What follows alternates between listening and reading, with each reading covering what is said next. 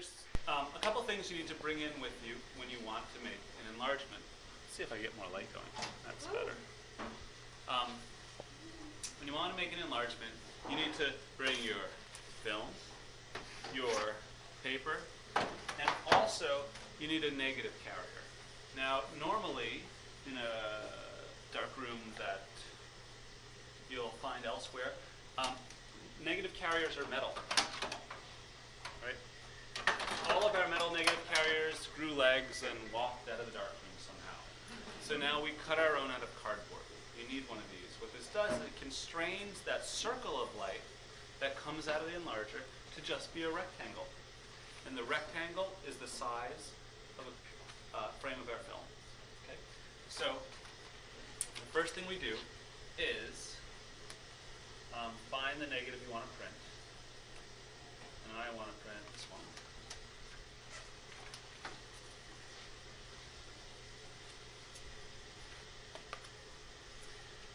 Put it shiny side up in your negative carrier. And then you need to square it. What I like to do is look up at the light here and make sure that it's not angled, right? You see how that's off? That's still off. And now I'm losing it somewhere. Now I'm a little more square. And this is exactly why you want to have 3 frames. See, so now it's square, right? There's no edges showing. That's square, that's off, right? You want it square. Square, off, you want it square. Okay? No edges showing. If you're trying to do this with a single frame, you drive yourself bonkers. Please do not cut single frames of film. Okay. Negative in the carrier, shiny side up. You open the enlarger head by pushing up on this handle right here. See that handle on the side? Lift that handle. Slide your negative carrier in. There's these 2 posts that stick up. They'll stop the negative carrier from going any further. Lower your enlarger head. And now we're going to focus. To focus, what we do is we flip our timer to the focus position and turn it on. And now I'm going to wiggle my negative carrier around so that I see my image being projected. Right now, it's really dark. I want to open up my aperture so that it's at its brightest for focusing. Boy, that's really out of focus, isn't it? Right? I'm going to focus on the back of a contact sheet on an easel. The easel is what holds our paper down when we're making an enlargement. We don't use glass when we're making an enlargement. We use the easel. So I'm going to put my easel here. I'm going to take a contact sheet, which I forgot to bring with me, or any other scrap of paper. So I'm borrowing this scrap of paper. Just the back of a print, right? Not new paper. I'm just putting this down. I put this down to focus on for 2 reasons. It's a specific color that's sort of easier to focus, and also the thickness of the paper makes a difference as far as our focusing plane. We have a very shallow depth of field here. Okay, so I'm going to roll the enlarger down a little bit so that what I'm seeing is more in the middle of my easel, and I'm going to focus it. Oh, look, there it is. Now it looks focused. Oh, that's a little small, right? I'm going to roll my enlarger back up and focus it. And once it looks focused to my eye, what I'm going to do is then take a grain focuser, which is basically a magnifying glass attached to a mirror. And I'm going to place that on the photo paper. I'm going to look through here, and what I'm going to look for is not the image, but actually the grains of silver on my film. And when you're able to see grains of silver magnified through this, you're perfectly in focus.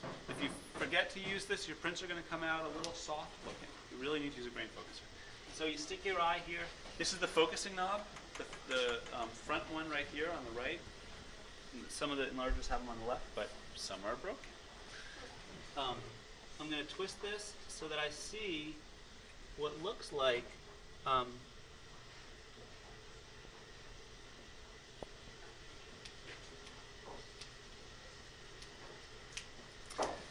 a sandpaper-like texture. Can I just stick this on there and see if that shows up? So here we have, oh, I don't think it's, oh, it's working. I have to stay really steady here though. Film grain showing up. There we go. Film grain showing up, and out of focus, and back in focus. I'd like everybody to look in the grain focuser and just take a look at the texture. Go ahead and look. All you're looking for is texture. If it's smooth, even if you see your image, if it looks smooth, it's not perfectly in focus. Do you see the texture there? Yeah. Yeah. So there's like, it's just like a sandpaper or dustiness is what you're looking for. Did you see it? Yeah. Cool. And the grain focusers are a little weird. I don't know if you saw when I was trying to position the camera, but like as I moved it around, like the circle of light coming out of it can be kind of hard to find. So you really have to sort of move your head up and down and left and right sometimes in order to locate the light that you're looking for. Right? For a second, I was looking at it like, what am I looking for? And then I thought, oh, it's just sandpaper looking. Yeah, exactly. The whole thing. The whole thing. It's the whole circle. There is like a line across the grain focuser. That's just a piece of like fishing wire. What's fishing? Line. Fishing line. That's what it's called? Yeah. So they're strung across just to give you a sense of contrast. So you're saying there's a sandy look at Yeah. Did you look yet? Yeah, I Okay. did. That you should. That you should see, Right. yes.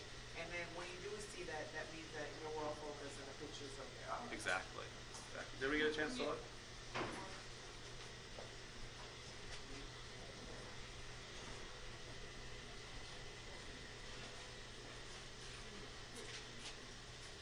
Okay. So we got a chance to look? Okay, let me just double check.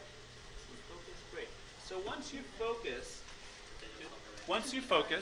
finish focusing, you want to stop down. If I were to try to make an enlargement with the aperture that wide, my exposure time would be less than a second.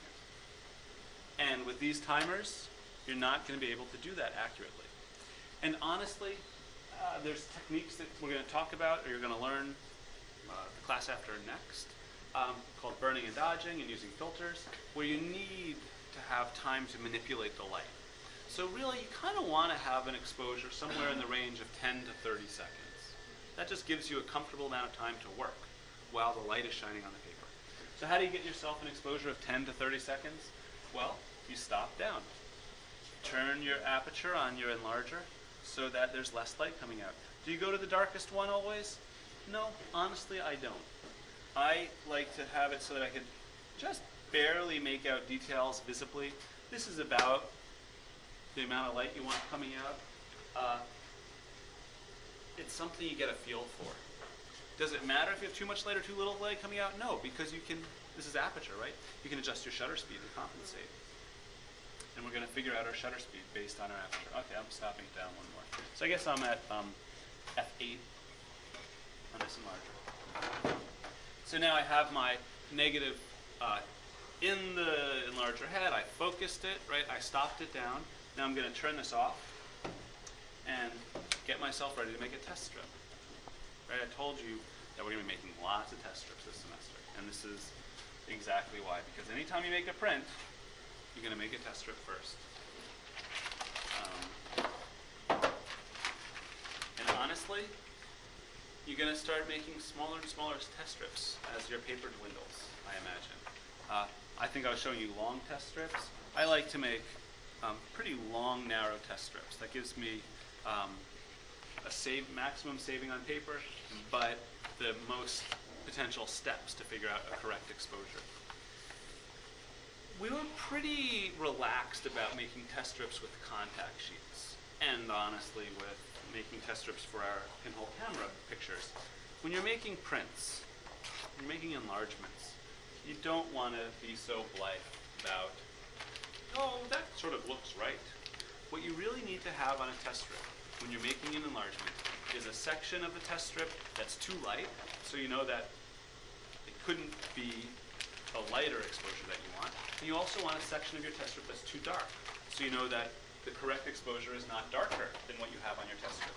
So to do that, you really do want to give yourself a number of different exposures to judge from. So I'm going to put cardboard over most of my paper that I put down, right? By the way, I sort of talked about something else as I was doing this. I put my paper inside the easel here, right? It just sort of holds it down. Cover most of it, turn it on for 5 seconds.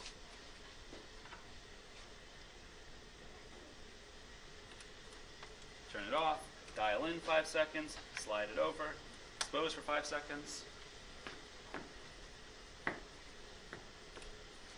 Turn it off, dial in 5 seconds, move my cardboard, expose for 5 seconds. And turn it off, dial it in, move my cardboard, expose again. As dull as this seems, this is a necessary step. Do not skip making test strips. If you have a bad enlargement, you say, oh, Tommy, I don't know what's wrong, my print's too dark, my print's too light. Well, I'm going to ask for a test strip. Say, hey, let me see your test strip. Let's see how it turned out. Let's see what you're working with. And if you don't have a test strip, I'm going to say, go make one. Because that's, as I said, necessary. It's necessary. This is part of the whole process. Unless you have some very fancy equipment. It costs thousands of dollars. We don't. So last exposure, I removed the cardboard completely. So I didn't count how many different steps I did there, but I think it was something around 8, hopefully. So then I'll have exposures from 0 to 40 seconds, hopefully. And as I said, I want to have an exposure somewhere in that 10 to 30 second range. So hopefully we'll have a section here that's too light. That looks too light. That's good, right? That 5. Well, we don't know. We'll look at it outside.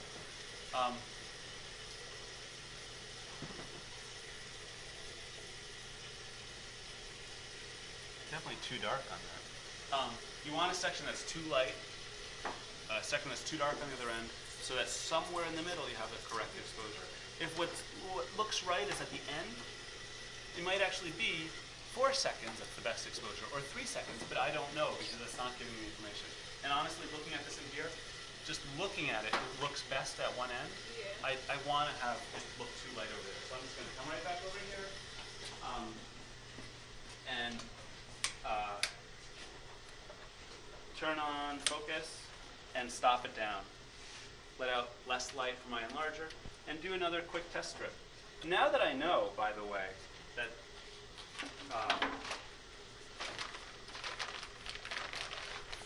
what looked like 5 seconds at f8 was a good exposure, I don't need to do up to 40 seconds at f11. I'm thinking that, just remember, each stop is a doubling or halving of light. If what looks good at f8 in our enlarger at 10 seconds is going to give us the same exposure if we change our enlarger aperture to f11 and change our exposure to 20 seconds.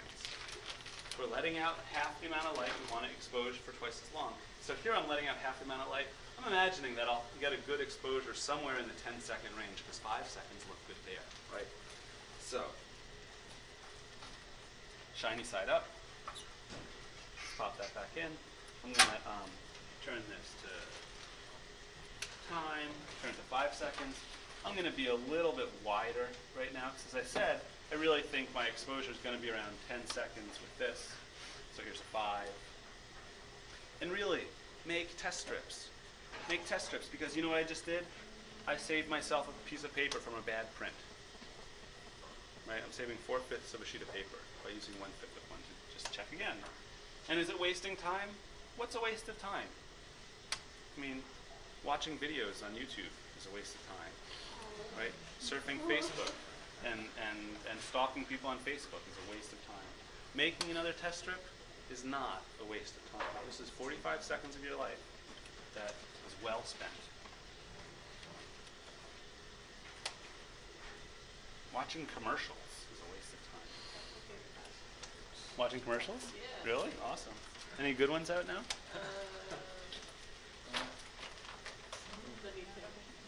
Okay. The Aflac commercial. Yeah. Aflac, there's a good Aflac. After this is post Gilbert Gottfried. Yeah. Is that who that is? No, it was Gilbert Gottfried. The Aflac duck was Gilbert Gottfried. And you know why they dropped him? Why? Because Aflac has a huge business in Japan, and Gilbert Gottfried started posting pretty gross tweets after the tsunami.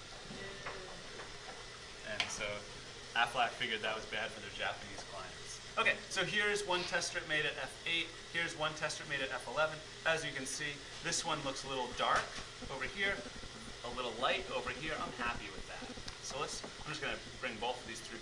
Never judge really in the dark room, though. You can just get a general feel. We really have to take this out. We have to squeeze it. We have to analyze this under regular light. Okay, so we don't need to fix these completely. We don't need to wash them completely. We just need them to last until we get a good print. I throw out my test strips after I get a good print. I keep my test strips as I print, compare against, but once I'm done printing that negative, I toss the test strip. Otherwise, you're going to have lots of test strips in your backpack floating around, and you don't need that. Okay, so now I'm in the stop. I'm going to keep my test strips in the stop for about a minute. That will make it so that when I take my test strips out of the darkroom, they don't immediately start browning and changing. Right? I do need to remove some of that excess silver salt on this. Okay. Dripping it off and putting it in here. Let's just go ahead and walk outside all together. We'll squeeze